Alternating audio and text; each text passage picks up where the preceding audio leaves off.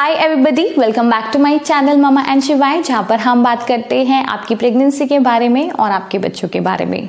तो मैं आपको एक बैकग्राउंड बता देती हूँ। आई एम अ मदर, मेरा एक 2 साल का बेटा है। तो आज की वीडियो स्पेशली उन मदर्स के लिए है जो न्यू मदर्स हैं। व्हेन आई वॉज प्रेग्नेंट तो मैं काफ़ी लिस्ट बना ली थी, अपने फैमिली में पूछी थी, फ्रेंड्स जो मेरे उस टाइम पे बच्चे जिनके हुए थे उनसे मैंने बात की थी। तो उन्होंने मुझे बहुत सारी चीज़ें सजेस्ट की कि ये चीज़ें आपके पास ज़रूर होनी चाहिए डिलीवरी के बाद। तो मेरे पास एक काफ़ी लंबी चौड़ी लिस्ट थी एंड मैंने बहुत सारी चीज़ें पहले से अरेंज की हुई थी ताकि मुझे बाद में कोई दिक्कत ना हो। तो उसी लिस्ट में से जो चीज़ें सबसे ज़्यादा यूजफुल थी मेरे लिए, उसके बेसिस पे मैंने एक लिस्ट बनाई है सेग्रीगेट करके। आज मैं आपको वो लिस्ट बताने वाली हूँ कि न्यू मदर के लिए क्या क्या चीज़ें बहुत ज़रूरी हैं जो एक न्यू मदर के पास होनी चाहिए। तो बिना किसी देरी के वीडियो स्टार्ट करते हैं। हमारे चैनल ममा एंड शिवाय को सब्सक्राइब कीजिए, बेल आइकन प्रेस कीजिए ताकि नेक्स्ट टाइम मैं कोई नई वीडियो बनाऊं तो आप उसे मिस ना करें। तो मेरी लिस्ट में एज अ न्यू मदर आपके पास जो हाईएस्ट प्रायोरिटी वाला आइटम है वो है सैनिटरी पैड्स। आपके पास अच्छी क्वालिटी के सैनिटरी पैड्स होने चाहिए। तो जब मैं प्रेग्नेंट थी तो मैंने कुछ मैटर्निटी के हिसाब के जो पैड्स होते हैं वो लिए थे। आई थिंक 2-3 पैक्स लिए थे एंड इनिशियल डेज में मैं सिर्फ वही यूज करती थी। क्वाइट गुड थे वो। तो अभी मेरे पास वो नहीं है, इसलिए मैं आपको इस तरह के पैड दिखा रही हूँ। मुझे ये पैड्स भी बहुत सॉफ्ट लगते हैं, कंफर्टेबल लगते हैं एंड इनकी सोकिंग पावर भी बहुत अच्छी होती है क्योंकि डिलीवरी के बाद आपको ब्लीडिंग ज़्यादा होती है। तो आप इस तरह के पैड्स यूज़ कर सकते हैं या जो स्पेशली मैटर्निटी के लिए पैड्स बने होते हैं वो यूज़ कर सकते हैं। प्लस मैं आपको अपने एक्सपीरियंस से एक एडवाइस दूंगी क्योंकि आपकी डिलीवरी के बाद जो ब्लीडिंग होती है वो कंटिन्यू रहती है अराउंड 40 डेज। तो मैं अपना एग्जांपल लेती हूँ, मुझे 40 डेज था। आप 40 डेज अगर इस तरह के पैड्स यूज करेंगे तो आपको बहुत जल्दी स्किन रैशेज हो जाएंगे। तो मेरी फ्रेंड ने मुझे सजेस्ट किया था कि बेटर है आप कॉटन के पैड्स यूज करो।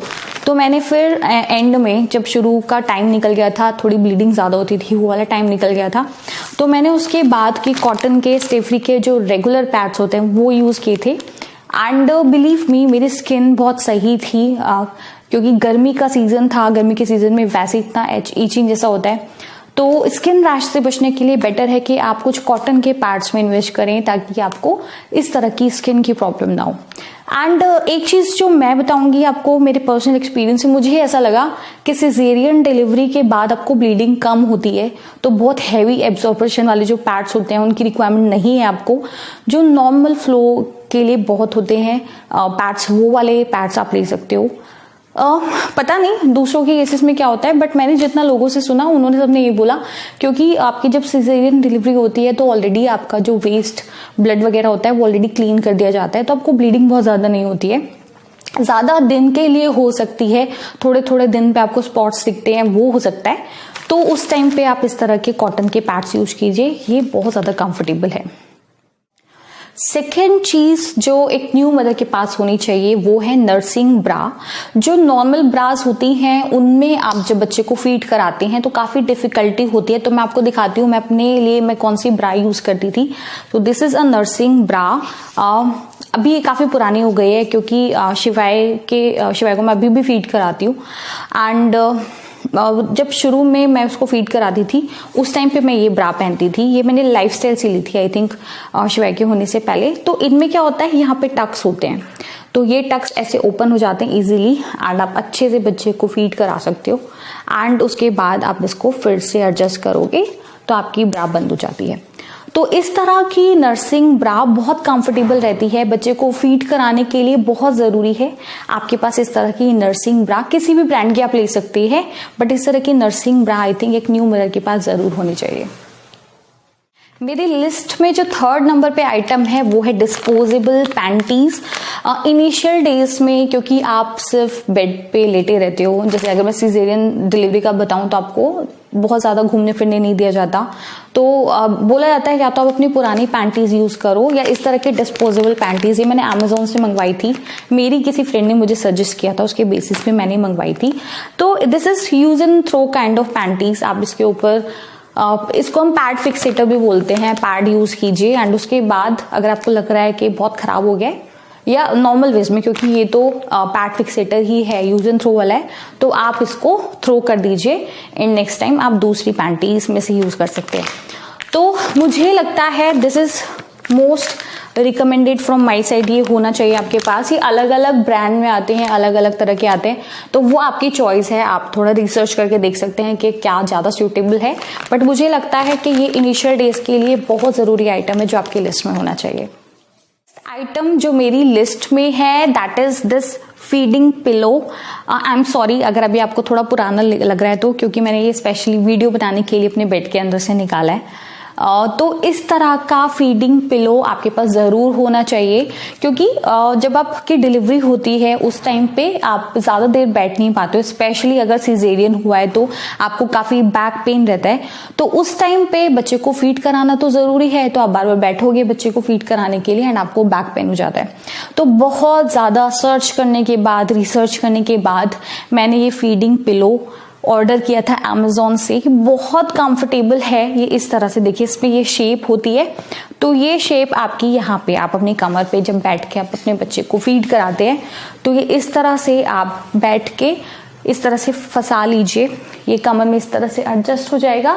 उसके बाद यहाँ पे बच्चे को लिटा के उसको फीड कराइए, आपकी कमर झुकेगी नहीं एंड आपको कभी भी बैक पेन की प्रॉब्लम नहीं होगी। आपके लिए जो फीडिंग वाला फेज है वो कंफर्टेबल हो जाएगा। तो मुझे लगता है this is must have for every new mother. Next item जो मेरी लिस्ट में है वो है कॉटन के रैप्स। तो जब आप बच्चे को फीड कराते हैं तो आपको कवर करने की रिक्वायरमेंट होती है। आपके घर में कोई हो सकता है, कोई जेंट हो या कोई भी हो, आप नहीं कंफर्टेबल फील करते उसके सामने बच्चे को फीड कराना, तो मैंने इस तरह के कुछ कॉटन के रैप्स लिए थे। प्लस डिलीवरी के बाद आपको सर कवर करने के लिए भी बोला जाता है, तो इस तरह के कॉटन के रैप्स मैं आपको दिखा देती हूँ। बहुत कंफर्टेबल, बहुत प्यारा है ये। इस तरह के मैंने 2 रैप लिए थे, इसमें गर्मी भी नहीं लगती एंड इसमें आप काफ़ी कंफर्टेबल फील करते हो। तो इस तरह के रैप आप यूज़ कर सकते हैं जो कि मल्टीपर्पज़ होते हैं। आप इसे सर कवर कर सकते हो, आप फीड कराते हुए बच्चे को कवर कर सकते हो। तो इस तरह के रैप्स भी आपके पास होने चाहिए।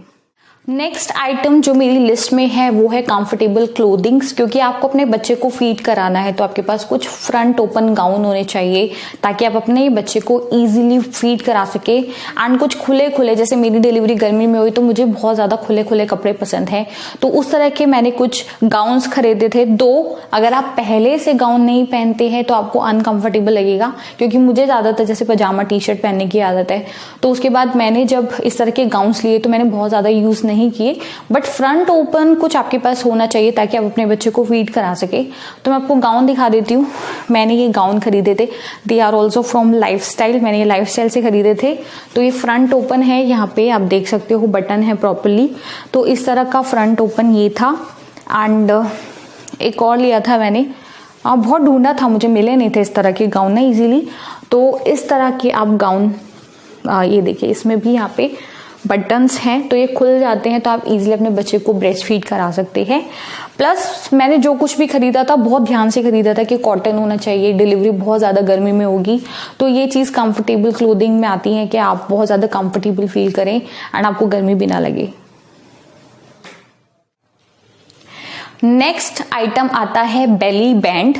तो बहुत लोगों को डिलीवरी के बाद डॉक्टर बेली बैंड पहनने की सलाह देती है ताकि जो आपका स्टमक है, जो बाहर आया स्टमक है, वो वापस से अंदर चला जाए। बट मेरी डॉक्टर ने, क्योंकि मेरी सिजेरियन डिलीवरी हुई थी, तो मुझे मना कर दिया था कि आप बेली बैंड अभी नहीं पहनोगे, वो आपके लिए, आपके स्टिचेस के लिए सही नहीं है इनिशियल डेज के लिए। तो मैंने बेली बैंड यूज नहीं किया था। बट अगर आपकी नॉर्मल डिलीवरी है तो आप अपने डॉक्टर से सजेस्ट करके उनसे पूछ के एक बेली बैंड ले सकते हैं ताकि आपकी जो स्टमक है वो वापस अपनी शेप में चला जाए। नेक्स्ट आइटम जो न्यू मदर्स के पास ज़रूर होना चाहिए वो है ब्रेस्ट पैड्स।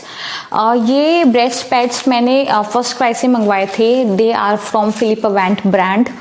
एंड मैं बोलूँगी कि ये तो बहुत ज़रूरी है, बहुत ज़रूरी चीज़ है, आपके पास होनी चाहिए। क्योंकि क्या होता है, इनिशियली आपको फ्लो बहुत ज़्यादा आता है या फ्लो बहुत ज़्यादा आने की वजह से आपके कपड़े ख़राब हो जाते हैं।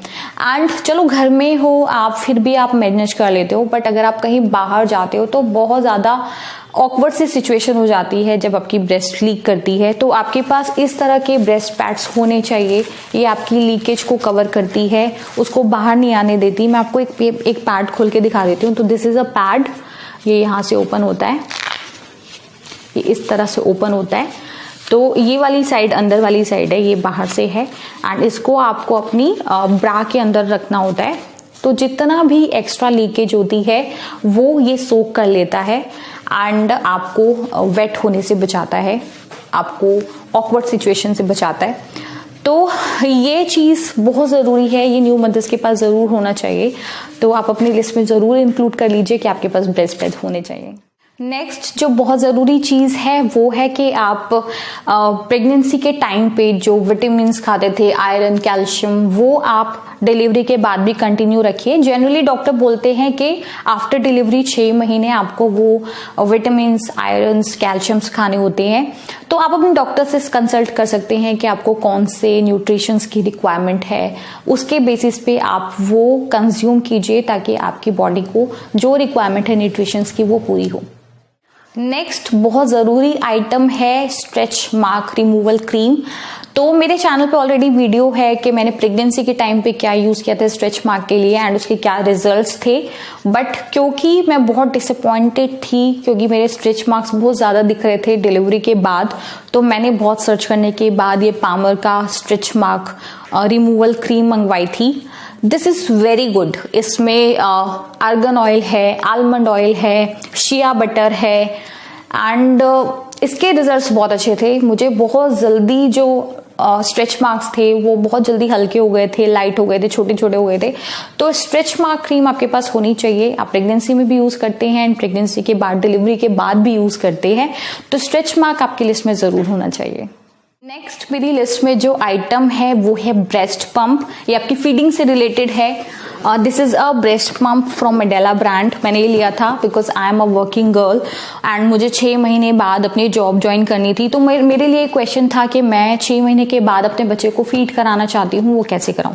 तो मैंने एक क्वेश्चन अपनी डॉक्टर से पुट किया, तो उन्होंने मुझे बोला आप एक ब्रेस्ट पंप लीजिए एंड ब्रेस्ट पंप से आप ब्रेस्ट फीड करा सकते हैं बच्चे को। ब्रेस्ट मिल्क ब्रेस्ट पंप से निकालिए एंड उसके बाद आप अपने बच्चे को वो ब्रेस्ट मिल्क दे सकते हैं बॉटल के थ्रू। तो मैंने ये मेडेला का ब्रेस्ट पंप खरीदा था फर्स्ट क्राई शोरूम से। तो इस तरह की चीज़ें आपके पास बहुत ज़रूरी है अगर आप वर्किंग है या आपको बिकॉज ऑफ सम रीज़न आपको बच्चे को छोड़ के जाना है। तो इस तरह के ब्रेस्ट पंप से आप ब्रेस्ट मिल्क निकाल सकते हैं एंड बच्चे को बॉटल के थ्रू दे सकते हैं। तो इस तरह की चीज़ें भी न्यू मदर्स के पास ज़रूर होनी चाहिए। मेरी लिस्ट पे जो आइटम है वो है निप्पल क्रीम। इनिशियली जब आप अपने बच्चे को ब्रेस्ट फीड करा देते हैं, बच्चा कभी कभी बाइट कर लेता है, कभी कभी क्या होता है कि आपकी ब्रेस्ट लीक कर रही है, तो वो जो वेटनेस है उसकी वजह से भी आपका जो निप्पल है वो क्रैक हो जाता है, या बहुत ज़्यादा गर्मी है तो उसकी वजह से भी निप्पल क्रैक हो जाता है। तो उन केसेस में आपके पास निप्पल क्रीम होनी चाहिए ताकि आप ब्रेस्ट की केयर कर सके प्रॉपरली। जिस तरह से आपको अपनी केयर करने की ज़रूरत है, ऐसी ब्रेस्ट फीड मदर्स को ज़रूरी है कि आप अपनी ब्रेस्ट की केयर करें अच्छे से। तो उसके लिए एक निप्पल क्रीम ज़रूर लीजिए। नेक्स्ट आइटम जो एक न्यू मदर के लिए बहुत ज़रूरी है वो है मसाज। बोला जाता है कि आफ्टर डिलीवरी आप लोगों का भी एक तरह से नया जन्म होता है, तो उस टाइम पे आपकी बॉडी बहुत ज़्यादा हल्की हो जाती है, बहुत ज़्यादा कमज़ोर हो जाती है, तो आपको मसाज की रिक्वायरमेंट है। मेरा सी सेक्शन हुआ था तो मेरी डॉक्टर ने मुझे मना किया था कि आप फ्रंट की मसाज मत करवाइएगा, आपके टाँके कच्चे हैं एंड आपके जो स्टिचेस हैं वो ख़राब हो सकते हैं अगर आप मसाज कराते हैं। तो मैंने इनिशियल 40 डेज अपनी मसाज कराई थी, हाथों पैरों की एंड बैक की। बहुत ज़्यादा अच्छा लगता है, सर की मैं मसाज कराती थी। तो उससे क्या होता है आपकी बॉडी फिर से हील होती है एंड आपको स्टैमिना मिलता है, आपकी हड्डियां मजबूत होती हैं। तो बहुत ज़रूरी है कि आप इनिशियल डेज में अपनी मसाज जरूर कराएं। नेक्स्ट बहुत ज़रूरी चीज़ है आपके लिए एक हेल्दी डाइट, क्योंकि डिलीवरी के बाद आपको ब्रेस्ट फीड भी कराना है बच्चे को, तो आपको ब्रेस्ट मिल्क प्रोड्यूस करना है, आपको अपनी बॉडी को हील करना है, वापस से अपनी पुरानी बॉडी तक आना है। तो उसके लिए एक हेल्दी डाइट की बहुत ज़्यादा रिक्वायरमेंट है। आप घी खाइए, ऐसी चीजें जिससे आपको फाइबर मिले, क्योंकि डिलीवरी के बाद कॉन्स्टिपेशन की प्रॉब्लम बहुत कॉमन होता है। तो आप फाइबर खाइए, ऐसी चीजें जिससे आपको ब्रेस्ट मिल्क प्रोड्यूस करना और इजी हो, ऐसी चीजें खाइए, आपकी बॉडी हील हो। फ्रूट्स खाइए, कोकोनट वाटर लीजिए, अच्छी अच्छी चीजें जिससे आपकी जो बॉडी को न्यूट्रिशंस की रिक्वायरमेंट है वो पूरी हो। तो एक हेल्दी डाइट लेना एक न्यू मदर के लिए बहुत जरूरी है। नेक्स्ट आइटम जो मेरी लिस्ट में है वो है हैंडी स्नैक्स। क्योंकि आप फीड कराते हो तो आपको भूख बहुत जल्दी लगती है। तो मैं बताती हूँ, मुझे बहुत ज्यादा भूख लगती थी तो मैंने एक अपना घर अपने पास बेड के पास एक डब्बा बना के रखा हुआ था। मैं उसमें कुछ बिस्किट्स, कुछ अच्छी अच्छी चीजें, चिप्स वगैरह रखती थी। तो जब मुझे भूख लगती थी उस टाइम पे मैं वो खाती थी ताकि मैं फुल रहूं, एंड जब मैं फुल रहूंगी तब मैं अपने बच्चे को अच्छे से फीड करा पाऊंगी। तो बहुत जरूरी है कुछ हैंडी स्नैक्स रखिए, एंड आपको तभी जब भी भूख लगे आप वो हैंडी स्नैक्स लीजिए ताकि आप फुल रहें एंड आप अपने बच्चे को फिर अच्छे से एंजॉय करा सके।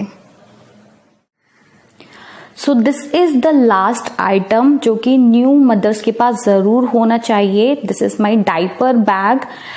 एक बच्चे के साथ, आप एक न्यू बॉर्न के साथ जब ट्रैवल करते हो तो आपको बहुत सारी चीजों की रिक्वायरमेंट होती है। न्यू बॉर्न बेबी को बहुत सारी चीजों की रिक्वायरमेंट होती है। तो इस तरह का डाइपर बैग मुझे लगता है एक न्यू मदर के पास जरूर होना चाहिए। आप ट्रैवल करते हैं, आप डॉक्टर के पास जाते हैं वैक्सीनेशन के लिए, आपको किसी फैमिली फंक्शन में जाना है, तो बच्चे के लिए पूरा सामान आप लेके जाते हैं। तो उस टाइम पे आपके पास एक इस तरह का बैग होना चाहिए जिसमें आप सारा सामान न्यू बॉर्न बेबी के लिए जो भी एसेंशियल सामान है वो आप कैरी कर सके। तो मैं रिकमेंड करूंगी कि न्यू मदर्स के पास इस तरह का डाइपर बैग जरूर होना चाहिए। एंड ये बैग बहुत हैंडी होता है, आप खुद कैरी नहीं कर सकते तो आपके हस्बैंड आपके लिए कैरी कर सकते हैं। एंड इसमें बच्चे का जितना सामान आप सोच सकते हैं, अपना भी सामान सोच सकते हैं, वो सब आ जाता है। तो न्यू मदर्स के लिए एसेंशियल लिस्ट में मैं बोलूंगी एक डाइपर बैग जरूर होना चाहिए। तो ये तो थी मेरी छोटी सी लिस्ट के एक न्यू मदर के पास क्या चीजें जरूर होनी चाहिए। होपफुली आपको वीडियो अच्छा लगा होगा। वीडियो अच्छा लगा है तो प्लीज लाइक कीजिए। फैमिली फ्रेंड्स के साथ ये वीडियो ज्यादा से ज्यादा शेयर कर सकते हैं। न्यू मदर्स के साथ ये वीडियो आप ज्यादा से ज्यादा शेयर कर सकते हैं। नोटिफिकेशन आपको टाइम से मिले उसके लिए बेल आइकन प्रेस कीजिए। मेरे पर्सनल अपडेट्स के लिए आप मुझे इंस्टाग्राम पे फॉलो कर सकते हैं, लिंक उसका ऑलरेडी डिस्क्रिप्शन बॉक्स में है। Thanks for watching.